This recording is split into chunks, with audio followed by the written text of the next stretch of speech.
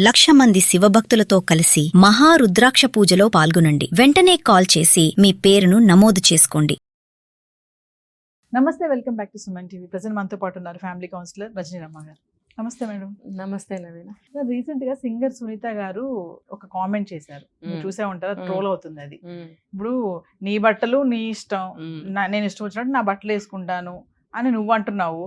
మరి చూసేవాడు కళ్ళు వాడిష్టం కదా. నువ్వు ఇష్టం వచ్చిన బట్టలు వేసుకుంటే వాడు చూడొద్దంటే ఎట్లా కుదురుతుంది? వాడు అలా చూడొద్దు, వాడు నేను ఎలాంటి బట్టలు వేసుకున్నా, ఒకవేళ నేను నగ్నంగా ఉన్నా కూడా నువ్వు నన్ను అలా ఆ చూపుతో చూడకూడదు, ఆలోచనతో చూడకూడదు అని నువ్వెవరు ఇచ్చారు రైట్స్ నీకు? నీ ఇష్టం వచ్చిన నువ్వు ఉన్నప్పుడు వాడి కళ్ళు వాడిష్టం అని చెప్పి కామెంట్ చేశారు. అది బాగా ట్రోల్ అవుతుంది. అంటే దీనికి మీరేం చెప్తారు? అంతే కదా, ఎవరైనా అంటారు మరి నా ఇష్టం నేను చూసుకుంటా, నా ఇష్టం వచ్చాడు నేను బట్టలు వేసుకుంటానని నువ్వు అన్నప్పుడు ఎదుట నోరు మూసుకుంటాడు. నా ఇష్టం అన్నప్పుడు ఎవరేం చేయలేదు. అలాగే యువతలోడు అంటాడు నాకు కళ్ళు ఉన్నాయి నేను చూస్తాను, కళ్ళు ఇలా మూసుకుని పోతే పడతాడు. కళ్ళు ఉన్నప్పుడు కళ్ళు తెరుచుకుని నడిచేవాడు ఎవడైనా ఎదురుగుండా ఉన్నది చూస్తాడు. నువ్వేమన్నా దాక్కుని వెళ్తున్నావా? ఈ రగ తీసుకుని ఆ నిక్కర్లు ఇంకా చిన్న వేసుకుని ఇలా వెళ్తుంటే ఎదురుగుండా వస్తుంటే చూడరా, ఎవరైనా చూస్తారు. ఆడేంటి మగేంటి, పిల్లలు తెల్లబోయి చూస్తున్నారు అలాంటి వాళ్ళు. పిల్లలు తెల్లబోయి చూస్తున్నారు అలాంటి వాళ్ళు. ఎందుకంటే స్కూల్ యూనిఫామ్లో చక్కగా వెళ్తారు కదా. ఇలాంటి వాళ్ళని చూసి ఇలా ఉంటారా అని వాళ్ళకి అర్థం కాని పరిస్థితి. పిల్లల్ని చెడగొట్టడమే కదా ఇదంతా. అంటే పిల్లల్లో కూడా ఇలాంటి ఒపీనియన్స్ పిల్లలకి కూడా వాళ్ళకి అర్థమవుతుంది కదా. అవును, ఇప్పుడు సునీత గారు అన్నట్టే అంటారు, ఎవరైనా అంటారు. అరే దేవుడు కళ్ళు ఇచ్చాడు, ఎదురుగుండా ఏదుంటే చూస్తారు. నువ్వు ఎదురుగుండా వస్తున్నప్పుడు చూడరా? వాడికి కోపం వచ్చినా, ఎగతాళిగా ఒక భావన వచ్చినా, మరి నవ్వు వచ్చినా వాడి ఇష్టం, వాడు ఎక్స్ప్రెస్ చేస్తాడు వాడు. మరి నువ్వెందుకు కళ్ళు మూసుకోకుండా వెళ్ళావు? నువ్వెందుకు చూస్తున్నావు వాళ్ళ వైపు? నువ్వు చూడబట్టే కదా వాళ్ళు ఏం చేశారో నీకు తెలుస్తుంది. నువ్వు కూడా మరి ఎందుకు చూసావు? కళ్ళు ఉన్నాయి కాబట్టే కదా చూసావు. నువ్వు కళ్ళు మూసుకుని వెళ్ళు, కోచీలు పెట్టుకుని. చూపించడానికి ఇలా వేస్తున్నాం ఏమంటే వాళ్ళు ఒప్పుకోరు. మళ్ళీ నువ్వు వేసుకున్న ఈ డ్రెస్ ఇంత వల్గర్ గా వేసుకున్నావు, ఎందుకు వేసుకున్నావు? నీ కంఫర్టా? నిజంగా నీ కంఫర్ట్ కోసమే 100% కంఫర్ట్ గుడ్. నా ఫ్యాషన్ నా ఇష్టం అంటారు కదా మేడం. అదే కాదు, నువ్వు వేరే వాళ్ళకి చూపించడానికి ఇది వేసావు అనేది ఒప్పుకోరు. మళ్ళీ ఒప్పుకోరు. కంఫర్ట్ కాదు, ఏమీ కాదు. మోడల్స్ వస్తున్నాయి, వేసుకోవాలి, తైతక్కలాడాలి, తిరగాలి. నలుగురు వేసుకుని తిరిగితే ఒక వచ్చేవాళ్ళు పోయేవాళ్ళు చూస్తే ఆనందం.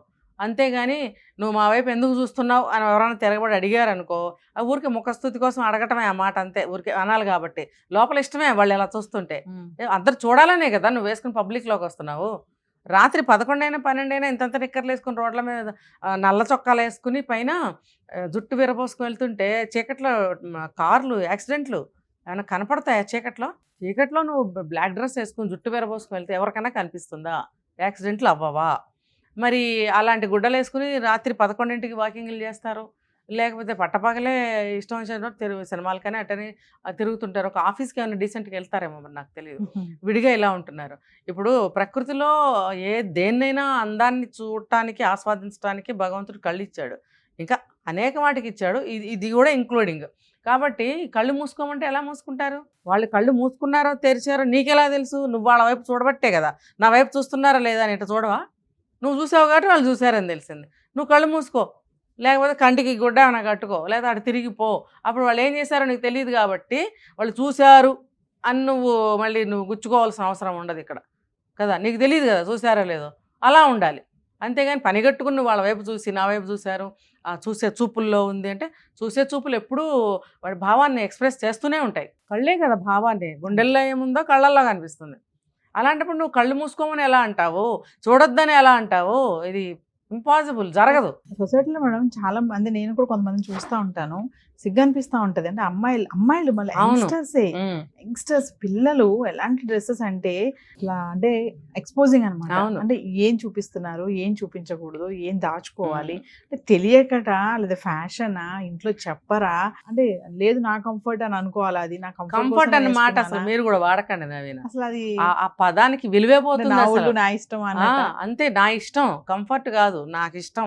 నేను గాలికి ఆరబెట్టుకుంటూ తిరగాలి, లేకపోతే ఎండకి ఎండబెట్టుకుంటూ వెళ్ళాలి, వర్షంలో తడుచుకుంటూ వెళ్తారు ఆ గుడ్డలు వేసుకుని. ఏమని చెప్పాలి? తల్లిదండ్రులు అనాల్సిన పని కూడా లేదు ఇక్కడ.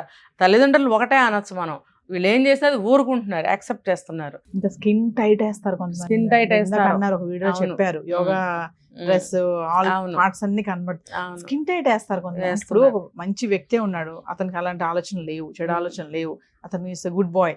మరి ఇలాంటి వాళ్ళు చూసినప్పుడు అదే కదా మరి బుద్ధి లేని తనం అన్న మరి టీనేజ్ పిల్లల అంటే గాడిదల్లాగా బోళ్ళ వయసు వచ్చి ఉంటుంది వాళ్ళకి. అది ఏం పద్ధతి తెలీదా? కావాలనే నవీన్ ఇదంతా కూడా కంఫర్ట్ కానే కాదు ముమ్మాటికి కాదు. వాళ్ళ ఇష్టం వేసుకుంటున్నారు అంతే. కానీ వాళ్ళు చూడొద్దు అని మాత్రం అనకండి, మీరు అనకండి. ఆనకేమన్నా జరిగితే కూడా బోరుమని ఏడవకండి. ఎందుకంటే ఇలాంటి వాటిలో గతంలో చాలా మంది ఉమెన్ ఉంటారు కదా, అనలిస్టులు ఉంటారు కదా, అలాంటి వాళ్ళు వచ్చారు బయటకు వచ్చి ఆడపిల్లలు వాళ్ళ బట్టలు వాళ్ళ ఇష్టం, వాళ్ళ బట్టలు వేసుకోవడం వల్ల నేను కూడా అంటాను, నేను కూడా అంటాను. కొంతమంది ఫైట్ చేశారు, ఆడపిల్లల బట్టల వల్లే మగవాళ్ళు ఇలా తయారవుతున్నారా, అందుకే రేపులు జరుగుతున్నాయా, ఇలాంటి ఘటనలు జరుగుతున్నాయా, ఎందుకు ఆడపిల్లలు అలా కంప్లీట్ గా కాకపోవచ్చు వాళ్ళు అన్నట్టే నేను అంటాను. వాళ్ళ చూపుల్లో తేడా ఉంది కానీ వేసుకోవటంలో తప్పే ఉంది. వాళ్ళు స్వేచ్ఛగా ఉండటం తప్ప, లేకపోతే పాతకాలంలాగా 7 గజాల చీరలు కట్టుకొని తిరగాల, ఇవన్నీ ఎవరు అనటం లేదు. ఎవరిని వాళ్ళు ప్రొటెక్ట్ చేసుకోవాలా వద్దా? ఏదన్నా జరిగితే పోలీసుల మీద పడిపోవడం, ఇంకొకళ్ళ మీద పడిపోవడం అది అవసరమా? ఇప్పుడు చూసే చూపుల్లో తప్పు ఉంది, నేను ఒప్పుకుంటున్నా.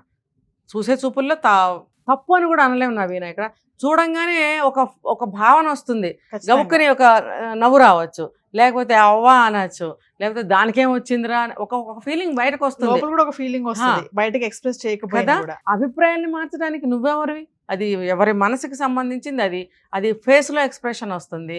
చూడొద్దు, చూసే చూపులో తప్పు ఉంది, వీళ్ళు వేసుకున్నందువల్లే జరుగుతున్నాయి, వాడు చూపులో తేడా లేదంటే ఖచ్చితంగా ఉంది. ఇప్పుడు నేను చెప్పాను రకరకాల ఫీలింగ్స్ ఉంటాయి వాళ్ళకి. ఒకడికి ఆ అమ్మాయిని అత్యాచారం చేయాలనిపించవచ్చు లాక్కెళ్ళి, ఒక్కొక్కరికి సన్నగా నవ్వు రావచ్చు, ఒక్కొక్కరికి చిలిపి ఆలోచనలు రావచ్చు, లేబర్ ఉంటారు, రోగ్స్ ఉంటారు, కొంతమంది అల్లర్చిల్లరగా ఉంటారు. అవును, మొన్నే కదా మనం మాట్లాడుకున్నాం, ఒక అమ్మాయి వెళ్తుంటే స్ట్రైట్ గా వెళ్ళి టచ్ చేశాడు, అమ్మాయిని టచ్ చేయని చోట చేశాడు. ఎందుకు? లేబరే, ఆ వ్యక్తి లేబరే. అలాంటి వాళ్ళకి చిల్లర బుద్ధులు కూడా పుడతాయి. పుట్టినప్పుడు ఇలా డ్రెస్సులు వేసుకుంటున్నారు కదా, ఎవరిని అంటారు? మీరు అలాంటి ఏరియాలకు వెళ్ళకండి, చీకట్లో వెళ్ళకండి, మిట్ట మధ్యాహ్నం ఎవరూ లేని ప్లేస్లో తిరక్కండి. పాప ఆవిడ ఎవరో పాపం తీసుకుని స్కూల్ నుంచి వెళ్తుంటే ఆవిడని ఫ్రాక్ ఎత్తాడు, డ్రెస్ ఎత్తాడు. మరి ఎవరు లేని నిర్మానుషం ప్రదేశం ఎలా కుదురుతుంది? కుదరదు. ఆవిడ నిండుగానే బట్టలు వేసుకుని వెళ్తుంది, కానీ వీడు ఇలా చేశాడు. కాబట్టి అది చెప్పలేం, ఇది చెప్పలేం, కానీ మన జాగ్రత్తలో మనం ఉండాలి. మనకి ఏది అలవాటో అదే మనం తినాలి, అదే చేయాలి, అలాగే ఉండాలి.